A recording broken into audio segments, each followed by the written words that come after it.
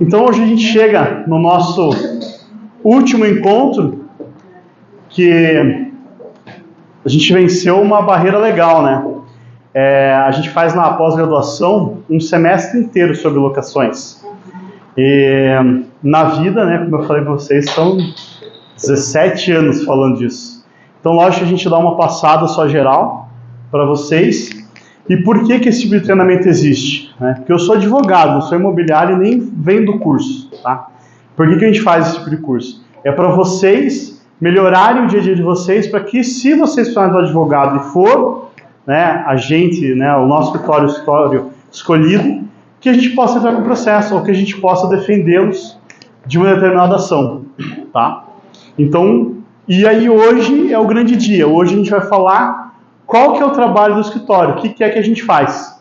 Então a gente defende vocês quando a porca torce o rabo. Né? Então vamos lá. Hoje a gente vai fazer a apresentação dividida, então vou fazer eu e a Daniele.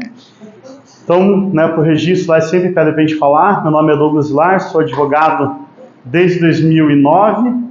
E desde 2009 e desde 99 atuo na área jurídica. A Daniela Torres é advogada há 8 anos e tem experiência no mercado imobiliário desde 2012. Então são 14 anos, né? Bastante tempo também. Quais são as atitudes e as ações que envolvem as locações, tá? A gente viu lá então, a gente começou na negociação entre a imobiliária, o locador e o locatário. Aí nós passamos pelas responsabilidades que envolvem a imobiliária, falamos do contrato comercial, do contrato residencial, e agora a gente vai ver, e se der problema, como é que funciona? Qual que é o primeiro problema que dá numa locação? Fora a infiltração, né, o dia a dia, é a própria inadimplência. Tá? Então, como que uma imobiliária deve se portar nessa inadimplência? Depois a gente vai falar sobre as execuções de taxa de administração, ação de despejo, consignação, revisional, renovatória e a ação de execução, que é a continuação da cobrança. Né? Ele poderia estar no 2, mas para não ficar a prestação dividida, a Dani fecha a semana falando das execuções. Então, a cobrança extrajudicial é legal você pegar e ter uma esteira de cobrança. O que é isso? Então, imagine o seguinte, você não tem lá, você nomeou a tua garantia, mas você não optou pela seguradora. Porque na seguradora você vai, dependendo da seguradora, mandar as dívidas lá em 5, 10, 15 ou 30 dias e ela vai te reembolsar. E aí ela se subroga no direito de cobrar o inquilino. Aquilo que ela não indeniza, você vai ter que fazer uma esteira de cobrança. Então, por exemplo, você manda lá 50 mil de danos ao imóvel, a seguradora só vai pagar 20, os outros 30 você vai ter que dar um destino. Eu, desde 2001, trabalho em escritório de cobrança. Então, eu sempre trabalhei na área jurídica, mas então eu estava lá o dia inteiro tomando café e pinga com o pessoal que fazia cobrança. E o que a gente via, desde os bancos grandes às empresas pequenas? Quando você tem uma esteira de cobrança e você obedece essa régua de cobrança, ela é efetiva. Então é o seguinte, o cliente se tornou inadimplente no dia 1. Qual que é o prazo do boleto de vocês? Vamos lá, 5 dias o cara consegue pagar com o próprio título. Depois disso você vai começar as ações de cobrança. Normalmente hoje, eu acho legal, está tudo informatizado, né? Mas vamos falar como se não tivesse. Então o dia 1 da cobrança vai ser o 6º dia, quando ela já não consegue mais pagar o próprio boleto.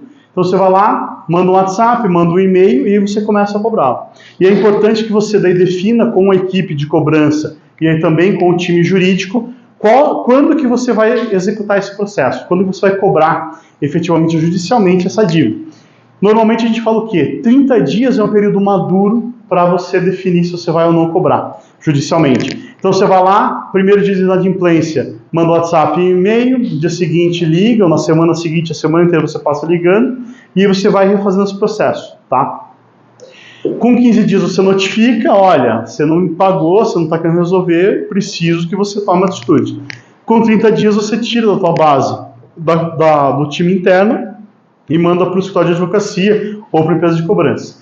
Na empresa de cobrança, no escritório de advocacia, eles vão fazer a mesma coisa. Então, eles também vão ter essa regra. 30, 15 e tal. Por que isso tem a ver com o processo de cobrança, né, judicial? Porque muitas vezes a pessoa chega e fala assim, nossa, mas nunca nem ninguém me cobrou. Ou pior, a pessoa entra com uma ação e fala o seguinte, olha, estão fazendo uma cobrança vexatória, estão me ligando na minha empresa, estão ligando no meu trabalho, estão me mandando 250 mil WhatsApp, e aí também você não poderia, né? O que o judiciário entende? O credor tem o direito de cobrar, mas esse direito tem que ser exercido com parcimônia. O que seria isso? Nós tivemos um processo no escritório que eu trabalhava, que aí chegou para a audiência, eu até tirei sarro, porque a pessoa falou que era cobrança vexatória, uma ligação a cada 2 semanas. Eu falei, não, de forma alguma, eu vou mandar embora, inclusive, a funcionária, porque ela deveria estar te cobrando todo dia. Né? Se você não me passa, não me exige o boleto, eu posso te cobrar todo dia. O que não pode é cobrar o dia inteiro. Então, por exemplo, o cara liga lá 8 horas da manhã, quem tem dívida sabe, né? Todo mundo deu risada agora, brincadeira. 8 horas da manhã vem a primeira. Aí você atende o cara, porque de manhã você está tranquilo, você chega da academia e tal, toma aquele banho e fala, oi, tudo bem? Então, aqui é da Claro, você não pagou a fatura? Ah, então é que eu não vou pagar e tal, não sei o quê, porque não sei o quê, você conversa lá com ele. Você desliga, dali 2 minutos, liga de novo. Não pode, tá? Então tem que haver uma régua de cobrança assertiva. Hoje as empresas trabalham com aquela URA, que vai fazer uma ligação automática até o cara pagar. Então por isso que está dando esse tipo de problema. E aí se você, na imobiliária, estipular que todos os dias e o dia inteiro você vai ficar ligando para o cara, você pode sofrer uma ação contrária lá e além de não conseguir receber aquilo que você tem de crédito, ainda tem que pagar uma indenização por danos morais, tá? Então, o que tem a ver cobrança com garantia locatícia? Tudo. Por quê? Se você elege uma garantia locatícia adequada, né, digamos, para o teu negócio, você vai se cercar de garantias. Por exemplo, o meu locador ele é meio picareta, meu locatário é meio picareta, mas ele tem um fiador lá que é show de bola. Primeiro vez que liga o fiador, ele, eu não acredito que não está pago. Ele vai lá e já resolve. Né? Quando que você pode cobrar o fiador? Quando tiver no contrato que você pode cobrar um ou outro, que você não precisa fazer primeiro cobrar o devedor para depois acionar o fiador. Vocês viram como as coisas elas vão se linkando, né? Então é por isso que serve de fato nosso treinamento. E aí eu coloquei aqui uma esteira de cobrança, mas a gente faz personalizado para cada cliente, e às vezes dentro da própria empresa, às vezes eu tenho imobiliária lá que o mesmo locador tem 10 imóveis, e aí ele exige que seja feito de uma forma personalizada. Ele quer cópia de todas as gravações, ele quer cópia de todas as mensagens que são trocadas, e aí você consegue personalizar isso para ele. Tá? Aí, imagina assim a situação, a Érica foi lá, ficou 1 mês se matando para arrumar um imóvel para mim, achou o imóvel, eu vou lá, alugo, só que aí como eu sou um cara muito falastrão, tudo bem? Como eu sou um cara muito falastrão, conheço o dono do imóvel, e aí o que eu vou fazer? Faço um churrasco para ele, eu convido ele para vir no café, e aí falo assim, essa imobiliária aqui, vamos dar o balão neles, né? Vamos dar o balão neles. Aí a gente vai e faz o distrato do contrato de administração e eu loco direto. E aí você, imobiliário, vai ter direito a executar essa mediação do teu cliente, que é o locador. Porque a imobiliária não tem um contrato com o locatário, né? Ela tem um contrato só com o locador. Então, se você tomar a volta, né, na locação, você consegue daí entrar com uma ação que pode ser de execução. Qual que é a diferença de execução para ação de cobrança? Juridiquês. Ação de cobrança, você é citado para em 15 dias contestar a ação ou marca a audiência para você na audiência. Execução, você tem 3 dias para pagar com desconto de 50% dos honorários ou parcelar. Pode falar. Mas eu teria que necessariamente ter o contrato de exclusividade para executar ou não? A gente está falando de locações, então a gente tem o contrato de administração. Você vai executar o contrato de administração. Se a administração for verbal, aí é ação de cobrança. Tá? Na possibilidade da ação de execução, então você vai lá, coloca o valor atualizado do débito, e aí você, em 3 dias a pessoa tem que te pagar, ou ela pode optar pelo parcelamento judicial, 40% de entrada e saldo em 6 vezes. É isso, né? Que aí quem é mais velho fala assim, é o do 475J, mas mudou o código, agora é outro artigo. O artigo novo não sei, tá? No velho era esse.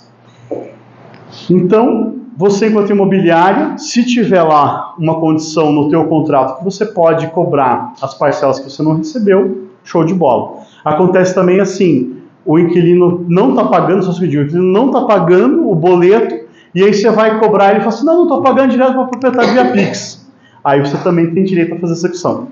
Aí seria responsabilidade solidária do locador locatário não, porque o seu cliente é o locador, né? O cliente da imobiliária é o locador. É com ela que você deveria ter um contrato. É o contrário, por exemplo, no caso da compra e venda, que daí os dois estão numa figura de ter os devedores, digamos assim, né? Então, que daí poderia ser fixado, que daí a comissão imobiliária seria paga por um ou por outro. Tá? O que é comum no processo, de todos os processos envolvendo locações, que a gente nunca sabe? Tá? WhatsApp, e-mail.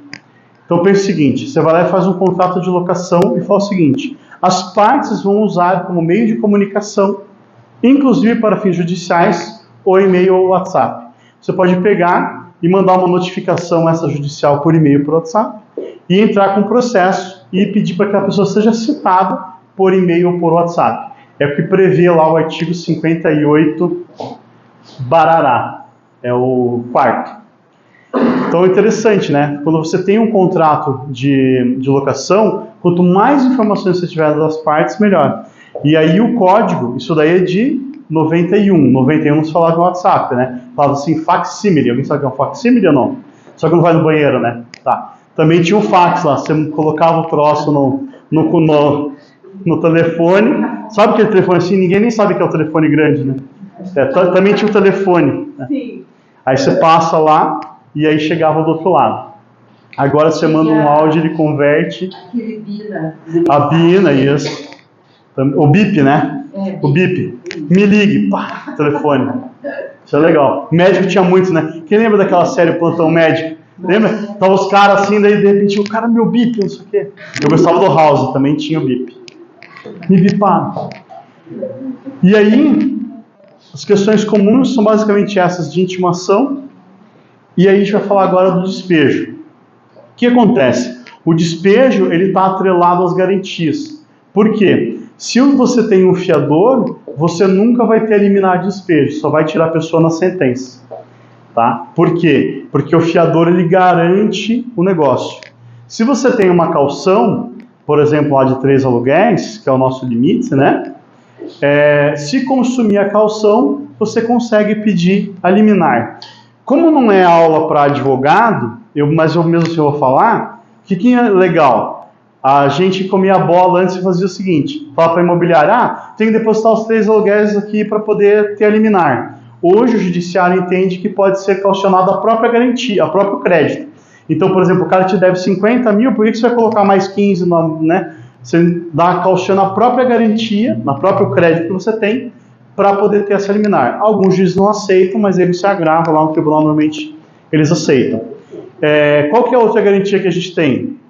A fiança locatícia. Então, na fiança locatícia, também não tem liminar na execução, no despejo. Só se tiver exoneração. Por isso que algumas fiadoras, elas optam por fazer o quê? Elas exoneram a locação. Lá, tá vendo? Eles exoneram a alocação também. E aí eles entram com ação de despejo. Mas não por causa da inadimplência. Eles exoneram por causa da falta de... Eles exoneram por causa da falta de garantia. Então é uma situação diferente, né? Ele não vai... Você vai ser despejado, né? Não porque você está devendo. Porque a seguradora iria lhe garantir. Mas que ela foi lá e pediu a sua exoneração. Sempre que tiver um contrato de locação, a ação para tirar o caboclo do imóvel é a ação de despejo. Legal ou não? Show? Né? Meus garantias. Só tira o cara por despejo. Mas como no direito sempre existe uma exceção, a exceção é se o imóvel for leiloado. E aí então quem arrematou o leilão tem que fazer a ação de imissão na posse. Tá? Quando você quer tirar o cara do imóvel, você faz 3 notificações no direito imobiliário. Quando você quer tirar o cara do imóvel, por inadimplência, a notificação é de 30 dias. Quando você vender o imóvel e quiser tirar o cara para morar no imóvel, a notificação é de 90 dias. E quando você fizer a arrematação do imóvel no leilão, a notificação é de 60 dias. Fácil, né? Tá me devendo 30 dias. Vendi o imóvel, 90. Se eu perdi o imóvel para alguém, 60. Toda semana a gente vê advogado notificando errado. Isso é comum.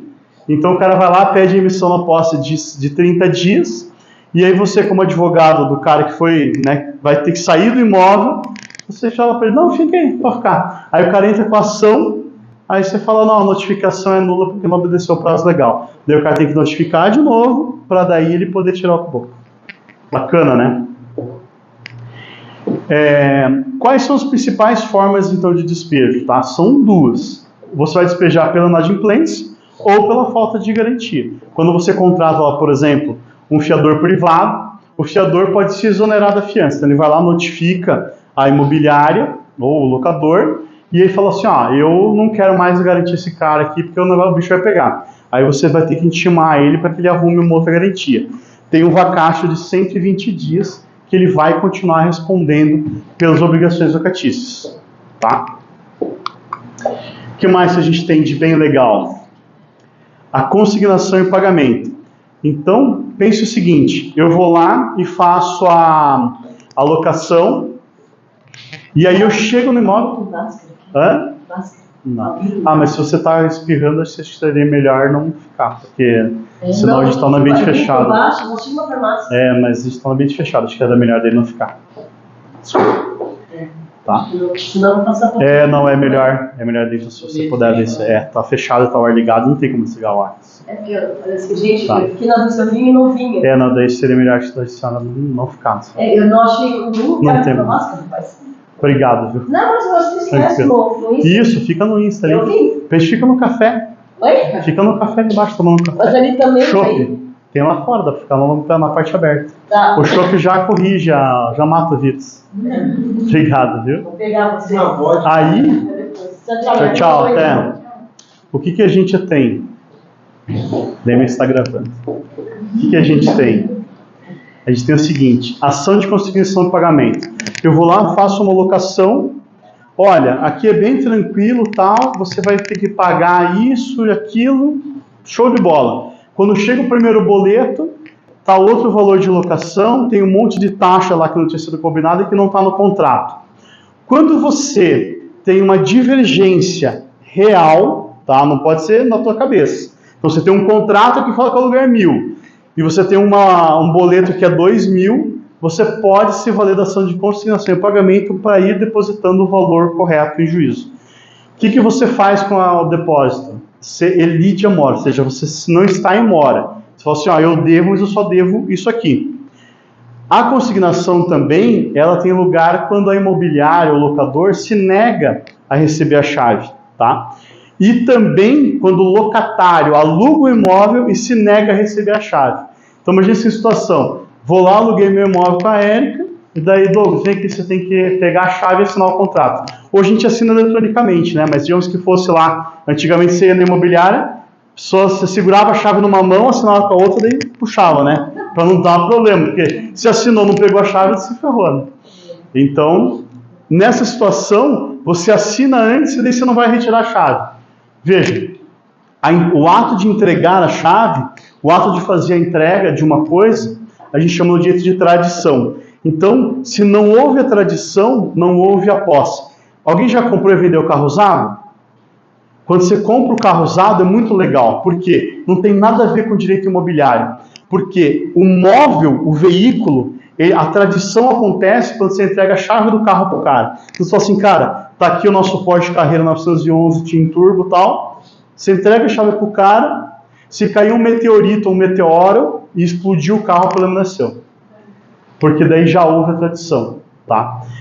Quando você estava falando de aluguel, a tese é a mesma. Então, se você entregar as chaves, ou a pessoa assinar o contrato falando que recebeu as chaves, porque hoje pode ser tag, né?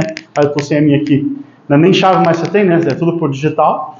Aí você, então, tem a tradição. Imagina aquela hipótese que teria mesmo a chave, o molho de chave, a pessoa poderia falar assim, olha, esse contrato aqui não é válido porque não foi realizada a entrega das chaves. Então você poderia, em tese, entrar com a ação de concessão e pagamento para também poder cobrar os aluguéis. Pode falar. A gente teve um exemplo que foi assinado o contrato de manhã e combinado para entregar a chave à tarde. E o inquilino não pôde. Tem um compromisso, não poder. Só que daí ele quis assim reclamar, tipo, a chave foi entregue em outro dia, então eu vou começar a pagar o aluguel desse dia. Então ele já tinha feito o contrato e a gente não ajudou porque ele não pôde. Que legal, hein? E aí, como é que resolve? A gente vai cobrar a partir da situação de contrato. É igual o contrato de compra e venda, domínio e posse ou não? Assim, domínio você assina que nem o contrato de locação, enfim, né? É perfeito o raciocínio. E, assim, Só que no contrato de locação, a gente coloca que o aluguel começa a valer a partir do dia tal. Porque você nunca, dificilmente a pessoa assina o contrato hoje e é hoje que ela vai mudar, né? Então, por exemplo, né, na nossa locação lá, eu estou alugando hoje, mas aí não sei naquele dia. A minha locação do meu imóvel, a pessoa vai mudar no dia 1º de abril. E daí é um golpe, né? Porque eu posso chegar assim, 1º de abril, não vou entregar o imóvel. Posso, né? Não sei se vai dar certo. Mas então tem isso. Então, no contrato de locação, em regra, hoje ele vai estar previsto qual que é o prazo do locativo. E aí você mata o cara, né? Não vai ter como ele se excusar desse pagamento, tá?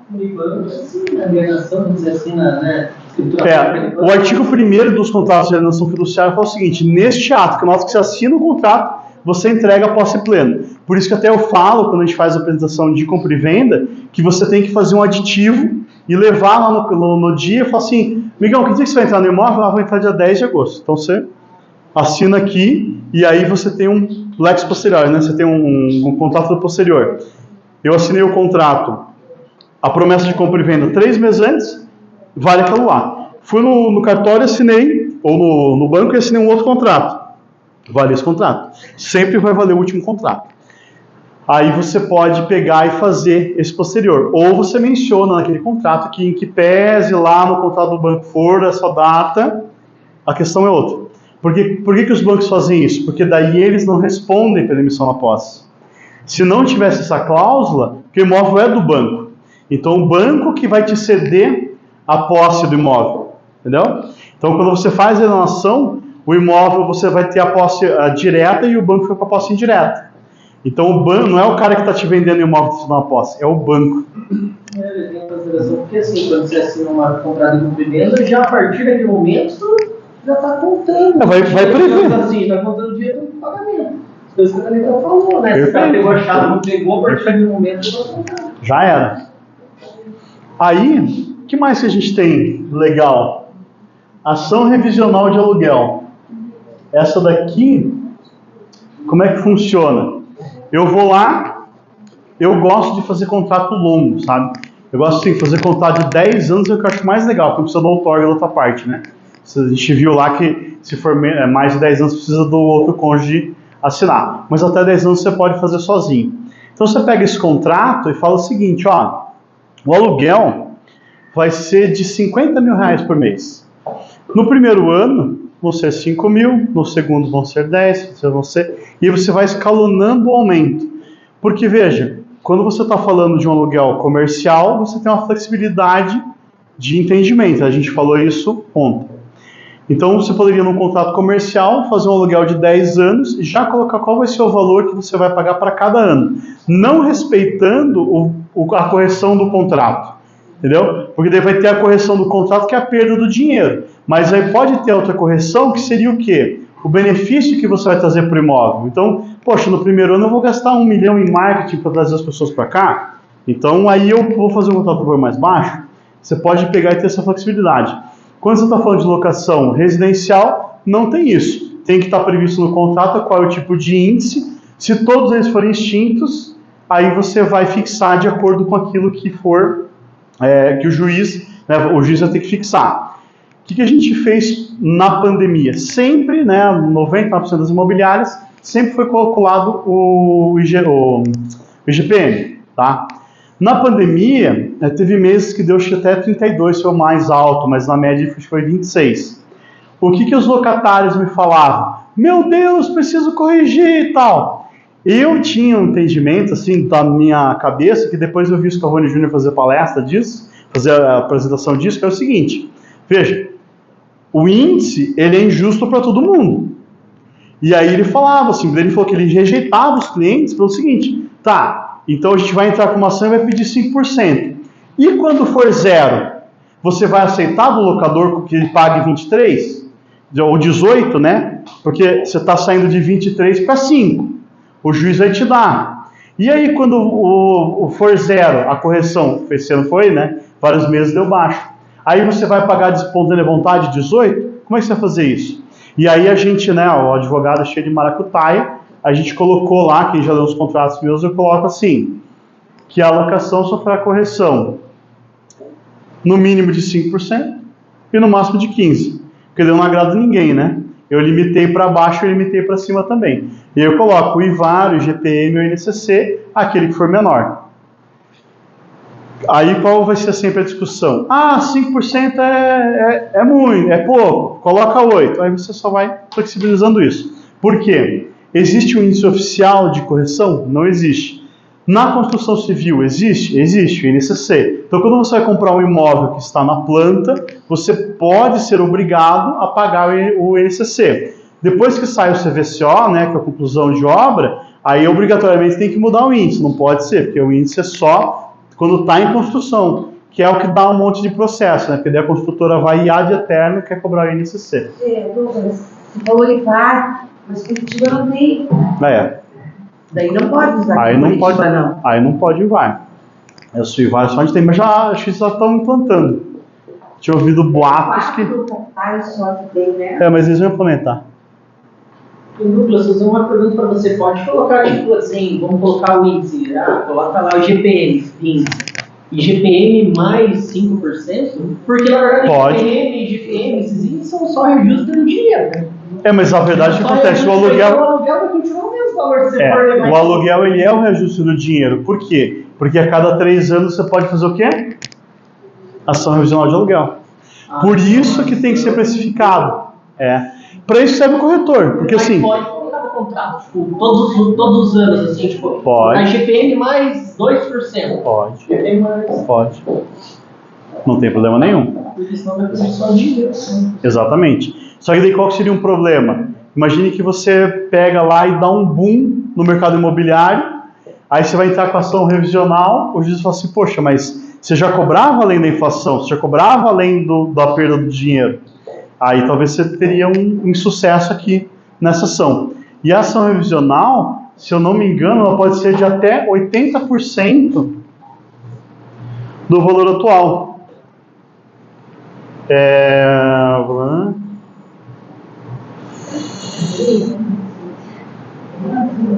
Então, que é bacana? Você vai lá, tem um contrato de locação, passados 3 anos, você liga para o proprietário e fala assim, ou você liga para o locatário, vamos ajustar esse negócio aqui, ou para cima ou para baixo, você pode se valer da ação. O que você não pode fazer? Você quer, vamos aumentar aqui, tá R$1.000, vamos aumentar para 1.500?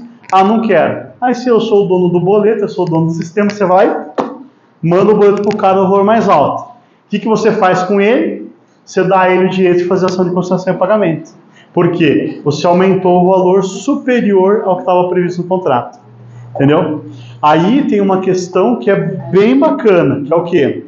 Contrato de locação comercial, né, o não residencial, você pode fazer contratos sucessivos, tá? O contrato residencial, em tese, você não pode, tem que ser por mútuo acordo, tá? Então, se o contrato lá era um contrato de 12 meses e a pessoa não quis renovar, ela pode ficar no imóvel por até 5 anos, se você não despejar ele no 13º mês. Se o contrato for de 30 meses, passado 30 meses você faz a denúncia vazia. O que na prática ocorre? As imobiliárias, em regra, fazem o contrato de 30 meses, chegou o 30º e fala assim, olha, eu preciso do imóvel. Não, pelo amor de Deus, eu gosto aqui, minha avó mora do lado, eu gosto muito do imóvel, eu quero ficar aqui. Quero imóvel. Por que você quer imóvel? Quero imóvel, eu quero aumentar mais R$2.000 o aluguel. 2.000 não pago, tal, eu tenho direito. Aí você fala assim, então tá, então você notifica ele para desocupar o imóvel para denúncia vazia. Aí, qual que é a alternativa? Faz uma proposta. Então 1.500. Aí você vai e faz um novo contrato com ela, ou até um aditivo, não teria problema, para alterar o valor. Então, quando você tem um contrato de 30 meses, você, locador, tem a possibilidade de colocar o valor que você quiser. Se a pessoa não quiser, tchau e benção. Por isso que a gente fala que só existe o contrato de 30 meses, o resto é gambiarra. Entendeu? Porque no contrato de 30 meses você já vai fixar. Poxa, eu vou receber então, sei lá, 3 mil por mês, eu vou receber tantos mil em 3 anos, e se sair antes, vai me pagar uma multa. E aí a multa você vai colocar lá como a gente viu. Pode ser de qualquer valor, as imobiliárias em regra colocam 3 aluguéis. O que diz a lei? Que sempre vai ser proporcional ao termo do contrato. Então você não pode colocar que a multa vai ser de 10 mil reais fixo. Tá? Sem colocar que ela sempre vai ser pro rata o que falta do contrato. Sobre a revisional, alguém tem alguma dúvida ou não? Eu nunca fiz uma revisional, sabia? Nunca fiz. Porque sempre a pessoa vai lá e tira... Essa ação revisional é aquilo que o locador tem direito a fazer a revisão a cada 3 anos? O locador e o locatário, os dois têm. Para cima ou para baixo? Primeiro é no acordo, não precisa fazer ação. Caso não havia acordo, que abre uma ação. Aí abre ação, E daí paga custas, advogado. Tudo. Mas pode ser o... tem que pagar tudo. Pode falar. No meu caso, esse ano, a gente fez sim uma revisão. Revisional? Porque o que acontece? O proprietário, ele não queria um contrato, fazer um novo contrato de mais 30 meses, mas ele queria uma adequação de valores. Claro. O locatário aceitou, fizemos um transitivo e continuou por prazo determinado com um valor maior. Não, então você não fez ação revisional, você fez o aditivo, isso, Então, isso daí eu faço um monte. O que a gente não faz é o processo, por quê? O processo é muito penoso para todo mundo, é melhor você tirar a pessoa e colocar outra. Sim, não, a gente sempre tenta entrar um acordo ali, Deixa legal. não chegar nessa... Isso. Mas a ação vai para o juiz determinar? Sempre. Se não tem a conciliação, vai... Se não tem a tratativa lá entre partes, vai e o juiz, inclusive, dá liminar para aumentar ou para diminuir. E nesse tempo, você depositar no juiz. Não, você pode depositar diretamente, daí o juiz vai fixar e daí deposita para você. Imagina o seguinte, aqui a gente está na frente do estádio, então, poxa, o escritório é legal, tem um café e passa um monte de gente para ir no jogo. Então o motivo é esse aqui. Aí vai lá, o Atlético é vendido, os caras montam um negócio de balé ali e não vai ninguém no público. Não vai ter mais público, né? Ou, sei lá, futebol americano, enfim, vou usar o estádio para outra coisa. Não vale mais o que eu pago, tá? Vale 50% a menos. Aí eu falo, olha, eu tinha um faturamento de X, porque o lugar era assim, o entorno se depreciou, por exemplo, vira a Cracolândia aqui do lado, né? Também vai depreciar e tal. Então eu tenho lá um fundamento, pego o meu histórico contábil lá e falo, eu ganhava X, agora eu estou ganhando Y, não tem como eu pagar isso. E o entorno lá, junto 3 imóveis próximos, falou, diminuiu muito o valor. Matéria, região depreciada e tal. Aí o juiz ele pode inclusive dar uma liminar para você ir pagando menos. Qual que é o BO? Se o juiz depois caçar a liminar e dar a sentença mantendo o valor ou aumentando ele, aí você teria que pagar o retroativo da liminar. Por isso que normalmente a gente nem pede liminar nesses casos. Liminar é para você mudar o status da sentença. Então, era 10 mil locação, eu consigo uma liminar para pagar 5. Se daria 10 anos sair a decisão que era o valor, me ferrei. Legal? O gesto. Hã? Não dá para depositar em juízo. Então, você deposita em juízo. Você pode depositar em juízo, mas... Se ganhar... Mas na tua mão é melhor que na mão do juiz, né? Certo. Não é? Ou você deixa na poupança? Não, né? Você bota uma pirâmide financeira, vai que multiplica 3% ao dia. Isso.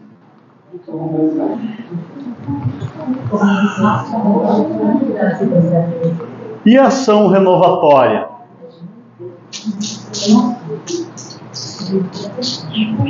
Essa que é... Como é que funciona a ação renovatória?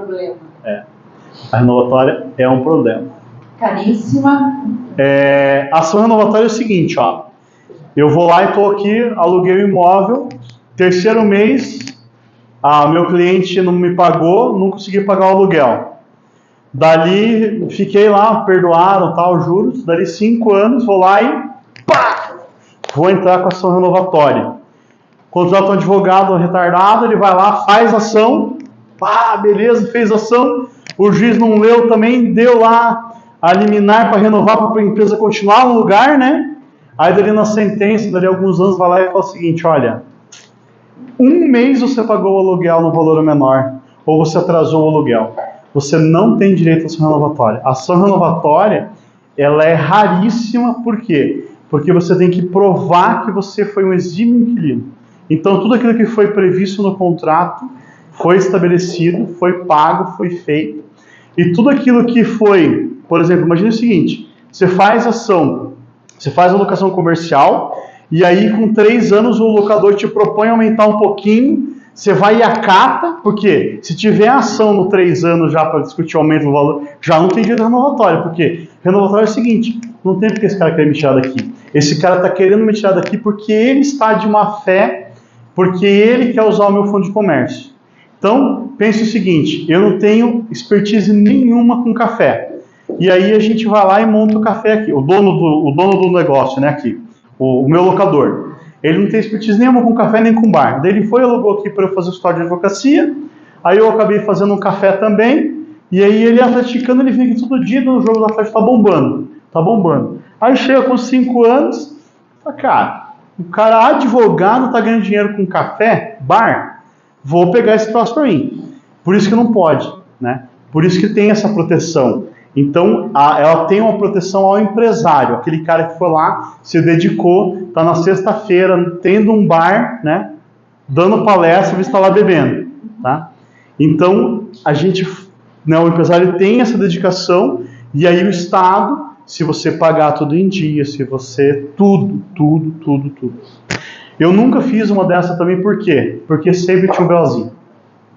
Imagina o seguinte, você propõe uma renovatória com mais 5 anos, o valor da causa, 5 anos do aluguel, por exemplo. Ou 12 meses, né?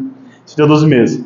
12 meses do aluguel de 20 mil reais, ação 240 mil. Você perde o processo, o juiz de primeiro grau vai lá e condena 10 mil de honorários.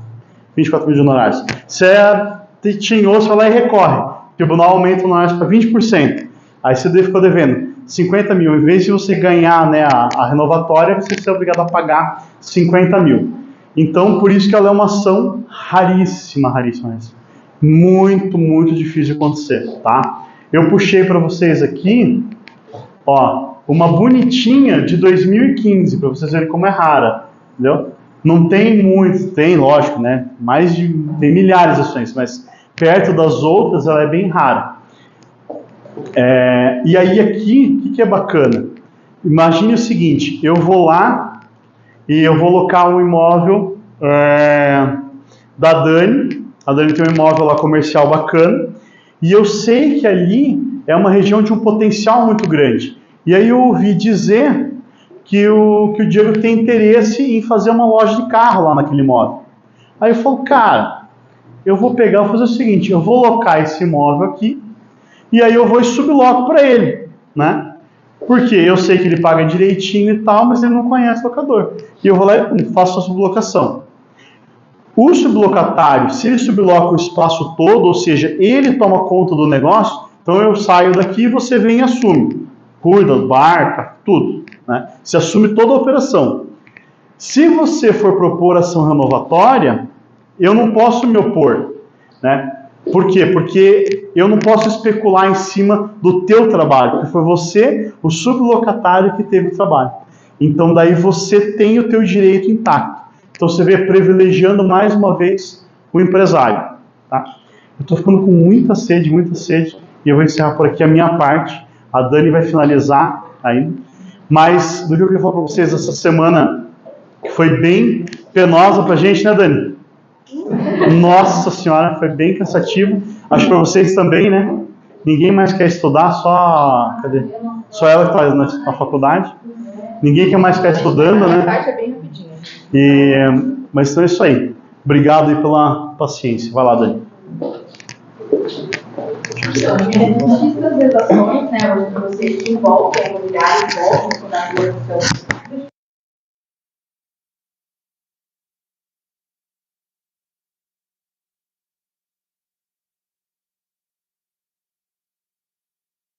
Ligou. Então a gente quis trazer para vocês, né, as ações que envolvem o ramo imobiliário, os contratos de locação e tudo mais, e a gente trouxe uma questão que envolve a questão de cobrança, né? Aqui, como eu não estou falando para advogado, eu trouxe execução, mas quando é uma ação de cobrança a gente chama agora, pelo novo CPC não, né, pelo velho, que ele já está velho, de cumprimento de sentença. Mas eu vou trazer como execução para vocês.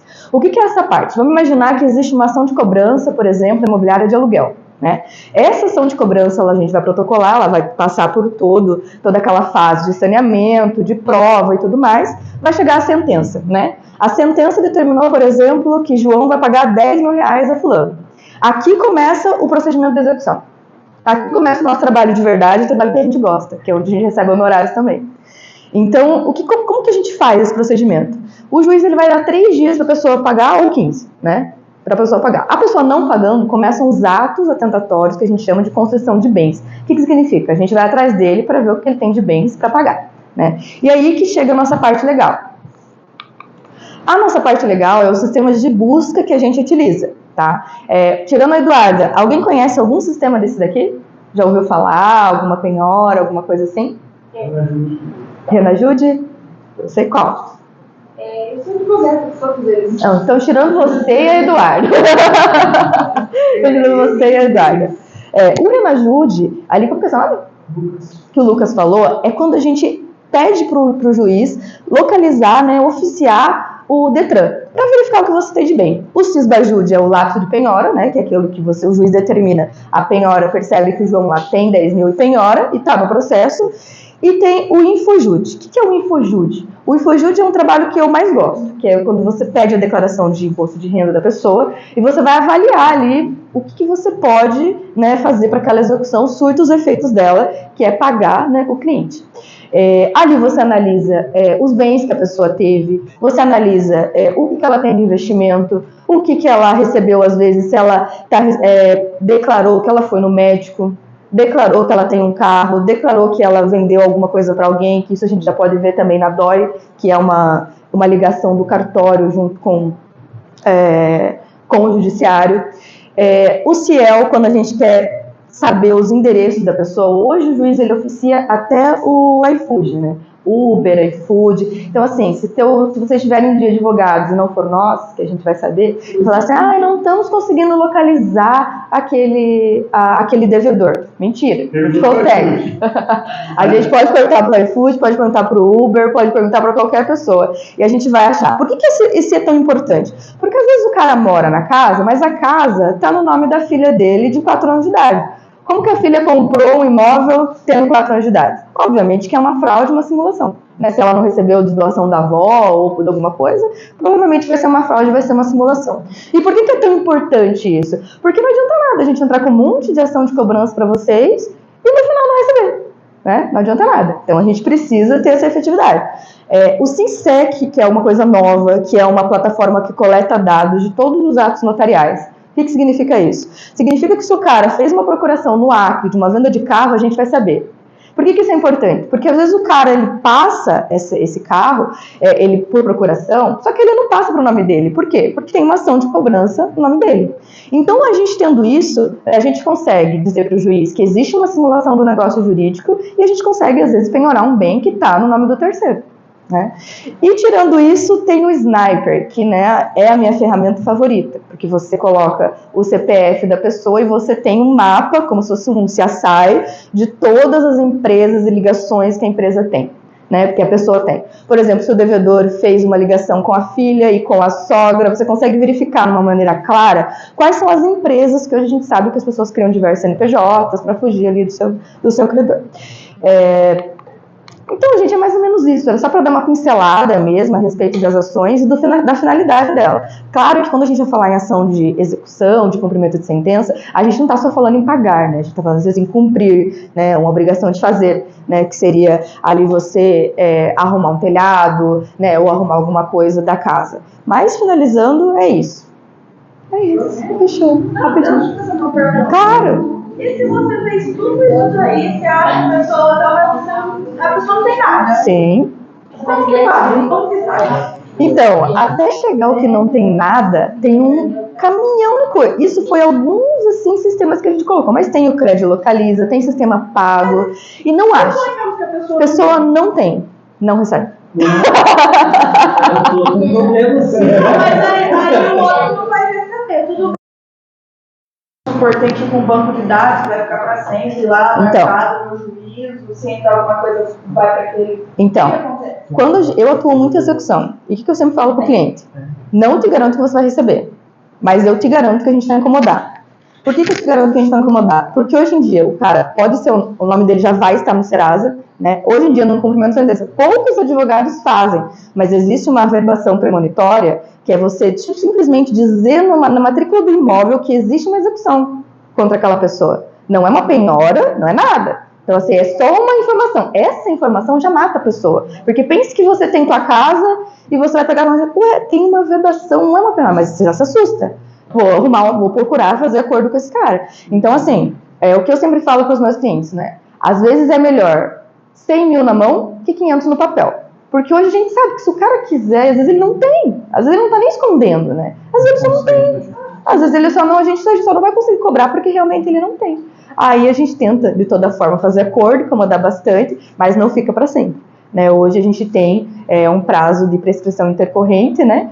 Intercorrente tem o de 5 anos. E tem os 5 anos da prescrição, que assim, você não pode cobrar o cara ad eterno, né? Não existe uma dívida ad eterno. Tem até aquele esquema agora que saiu do STJ, que você antes olhava no teu Serasa, nossa, tinha uma dívida quando tinha 18 anos lá da Casa Bahia e tava aparecendo ainda. Agora não pode mais, então passou de 5 anos, tem que baixar todas as dívidas. Inclusive ligação. Prescreveu, o banco não pode mais te ligar. Não pode mais ligar, Não pode mais ligar. Bastante dessas. Então assim, a gente tem ali, eu acho que é o certo, na verdade, a gente não pode ficar... Imagina, tipo assim, eu ficar perseguindo, nossa, eu tenho certeza, tem pessoas que me odeiam. Imagina eu ficar perseguindo a pessoa a vida inteira. Cara, ela fala, meu Deus. Sim, e assim, e você pode piorar créditos, por exemplo, né? Eu agora, essa semana, piorei um crédito que a pessoa tinha em um processo lá na PQP, entendeu? Protocolei. Imagina esse cara, eu já tô atrás dele já há 5 anos, eu programo tudo que ele tem, e ele olha assim, será que essa também, cara? Porque é verdade. A gente pode piorar qualquer crédito que a pessoa tenha, que a gente possa administrar com dinheiro, a gente pode. Então, se ele tem um crédito no inventário, você pode ir lá no inventário, e a gente vai descobrir pelo SENSEC que ele está fazendo o inventário, e vai penhorar aquele crédito. Se ele tem um processo contra a Oi, contra a Vivo, a gente pode penhorar aquele processo, entendeu? Mas isso não pode durar a vida inteira, né? Teve uma ação, Dani, que foi muito engraçado. Foi agora, a pessoa pegou e imóvel locado e tal, saiu no despejo, estava devendo mais de 50 mil. E aí a gente tentou de tudo. Aí eu falei pro Sérgio, né, eu falei, cara, se vira, vamos achar. Não tinha nada, a sopa de defesa inteira. Aí ele pegou, achou o cara como autor de uma ação trabalhista. Daí ele, bonitão. O que acontece? O crédito trabalhista salarial, ele é empenhorável. Só que aí o veiaco, o que ele faz? Ele, para sonegar imposto, ele coloca como verba indenizatória. Porque se ele coloca como verba salarial, aí tem descontos e tal. Então eles fizeram um acordo trabalhista e colocaram como verba indenizatória. E era um acordo parcelado em 20 vezes. A gente foi lá, atravessou a petição e falou, juiz do trabalho, suba para mim o dinheiro aqui. Aí o advogado foi muito assim, sabe, que dó. Sabe o que ele falou? Não, a empresa e o autor fizeram uma fraude do acordo sem indenizatório, que era verba trabalhista. Ai, meu Deus. Aí o juiz nem se puxou, né? Passou por cima da petição e aí tá caindo na conta todo mês da cliente. O negócio que é totalmente perdido, aí o cara, né, morou sem pagar, foi lá, entrou com essas trabalhistas e aí a justiça foi feita, né? Então, nunca tinha passado por isso, assim, eu achei, cara, muito legal, valia a pena. Dá dó quando você é a parte executada. Agora, quando você é cliente, você fica feliz. Então, vamos torcer. Teve um caso de um cliente, de um inquilino, que ele saiu, ele estava devendo de locação e era de calção. Daí ele explicou toda a situação, ele falou, olha, eu tô a minha conta tá bloqueada, então você tá recebendo uma herança, não tô nem com você aqui. Minha conta tá bloqueada, não tenho como receber essa quantia para não pagar minhas custas. E assim, daí como eu tô no dinheiro do calção, tá, a gente pediu a desocupação, ele desocupou. Só que ainda mesmo assim ele não tem condição de pagar ali, decisão, enfim. Lógico. A gente fez uma condição de dívida. Isso, eu até ia mencionar ela. O que é bacana? O Código de Processo Civil, ele fala no 784, inciso terceiro, o seguinte, que qualquer dívida escrita, tá, com duas testemunhas, é título executivo extrajudicial. Aí teve uma alteração no ano passado, no inciso 12, parágrafo 4º do mesmo artigo, que fala o seguinte, se for assinado eletronicamente, não precisa mais da testemunha. Então agora o que acontece? Isso é bacana, por exemplo, assim, se você tem lá, no dia que você for fazer a entrega das chaves, tá? Qual que é o problema da ação de despejo e da cobrança da locação? Tudo que está no contrato, você pode entrar via execução. Por que você não pode cobrar na execução? Danos ao imóvel. Por quê? Porque quando você entra com a ação de despejo, você não tem ele líquido, né? Ou quando você tem a locação, você não tem ele líquido. Porque, quanto vai gastar na pintura? Não tem esse valor. Então você tem que ir lá em frente e executar. Então imagine o seguinte, você vai lá, o cara fica com o contrato lá ativo, você sabe, que vai gastar 3 mil para pintar. No próprio termo de entrega das chaves, você coloca lá, olha, você fica me devendo aqui mais 5 mil de pintura. Entendeu? Ou você faz um acordo, o orçamento de pintura aqui deu 18 mil e aqui eu quero 10. Você pode colocar no termo de entrega das chaves um parágrafo da confissão de dívida, daquele valor, e daí você usa para executar. Sabe? A execução é mais rápida, então você não vai precisar passar por um processo de conhecimento. São 2 anos. Assim, que nem a comissão de dívida, eu fiz por verdadeira, nem fiz eletrônico digitalmente. Então, o que acontece? Veja só, eu adoro o reconhecimento de fiel por verdadeiro, tá? Eu adoro. Eu fiz uma palestra na NH Hotel, lá eu adoro, essa palestra foi a primeira que eu fiz. Lá, em 2010, a gente tinha uma cobrança, eu nunca vou esquecer. A gente tinha locação lá de cobrança e tal, ganhou ação de cobrança e locação de execução. Aí pegou e entrou com o currículo de execução. A pessoa foi lá e embargou a execução. A gente achou um carro de 90 mil reais, devia de 120.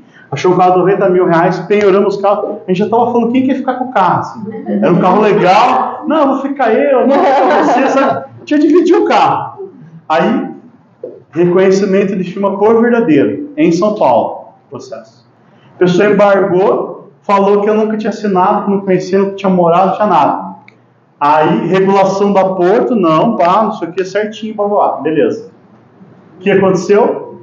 Foi lá e pediu perícia. Pagou a perícia. Eu falei, e ela ganhou a perícia.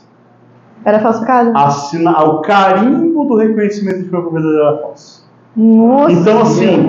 Ele tá cavucando mais no buraco. Então, veja. Tem garantia? Não tem garantia. Qual que é a lição que eu gostaria de deixar para vocês essa semana, para a gente encerrar? Eu falei isso algumas vezes. Conheça o seu cliente. Entendeu? O cara caiu da internet. Cara, vem aqui, vamos se conhecer pessoalmente. Sabe? Pegue na imobiliária, aumente lá, meta um cara no comercial, o cara só vai ficar aí recebendo. Porque quando você olha no olho da pessoa, você sabe como é que é o negócio dela. Entendeu? O vigarista, ele consegue te enrolar pela internet, mas assim, senta para tomar um café com o cara, entendeu? Você vai conseguir pegar.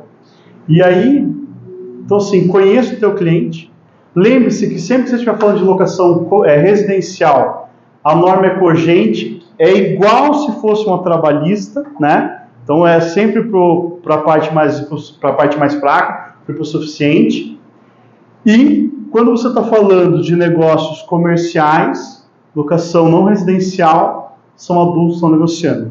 Então, eu fiz um contrato bem amarradinho comercial, mas o advogado lá falou que, nossa, ele pode entrar com a revisional, que pode fazer. Esse cara, entra, vai lá. Juiz não gosta de anular cláusula, entendeu? Então é muito raro no contrato comercial ter uma cláusula anulada, beleza? E aí, no final, o que acontece? Se tiver um BO, esses são os tipos de processos que a gente vai ter que enfrentar, entendeu? Então, com isso, eu convido vocês para a gente primeiro fazer o depoimento, né, reforçando para quem chega depois, a gente pediu o seguinte, um depoimento para cada um que esteve aqui nessa semana, falando bem da gente, tá? Tá gravando ainda, meu Deus. Não, eu sei, tá? Depoimento, isso. De coração, escuta. Ó, depoimento falando bem da gente, tá? Quem for falar mal, desce no bar lá que vai ter um chopp de graça, daí a gente vai com a câmera depois e vai gravar lá. E daí vocês vão falar bem também, entendeu? Beleza? Obrigado, pessoal. Gente, obrigada. Obrigado por vir aí. Valeu.